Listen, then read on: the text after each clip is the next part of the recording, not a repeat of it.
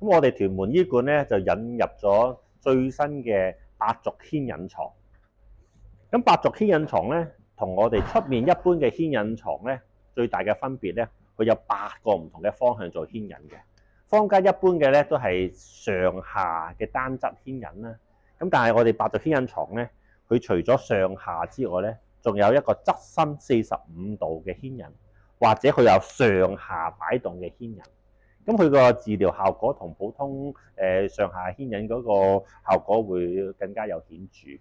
咁我哋臨床上啊，通常患者佢有椎間盤突出啊，有長期嘅坐骨神經痛啊，或者佢有近住有頸椎病啊，咁我哋都會用上呢張牽引床嘅。而家嘅咧，佢係做緊同佢揩緊，同或者拉緊條腰 ，OK， 拉緊腰嘅牽引 ，OK。咁啊，對於佢椎間盤突出啊，或者佢個椎間孔狹窄咧，做一個牽引咧，個效果會比較好嘅。牽引床做牽引嘅同時，我哋作為醫師咧，會做適當嘅手法，會加強嗰個正骨手法嗰個效果㗎。咁而家嗱，我而家做手法啦 ，OK。咁啊腰椎嘅手法咧，通常咧，假如我哋診斷咗佢係椎間盤突出第邊條椎啦，通常咧就臨床好快嗌第3、第4、第5椎啦，或者甚至底椎咧，我哋喺牽引嘅同時，我哋會做上少少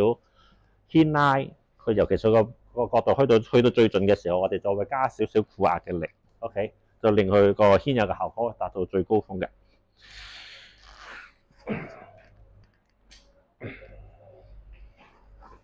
咁啊，做呢個牽引床咧，相對比出面坊間做嘅傳統手法咧，會更加安全，因為我哋唔會話夾硬同一個做嗰個偏動嘅力去板動佢咧，個創傷性會好大。但係用機做咧，相對嚟講咧，因為佢病人已經習慣咗呢種力度咧，相對嚟講會更加容易接受嘅。咁咧，等間我會示範做頸嘅牽引㗎 ，OK。咁而家我哋呢個8軸牽引床咧，除咗針對腰之外咧，佢對拉頸嘅功效都非常之明顯嘅。傳統上咧，牽引床咧拉頸咧，一係就坐式嘅，坐喺度吊住啦；一係就瞓喺度上下拉動。但係8軸牽引床，佢除咗上下拉動之外咧，佢仲有側身拉頸同埋旋側拉頸，針對唔同因為骨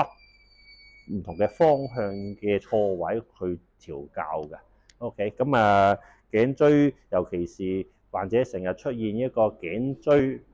孔狹窄啊，而引致到佢成日手麻、頸部局部唔舒服啊，甚至上頸椎成日出現頭暈頭痛嘅症狀咧，咁我呢部機咧效果係非常之顯著嘅。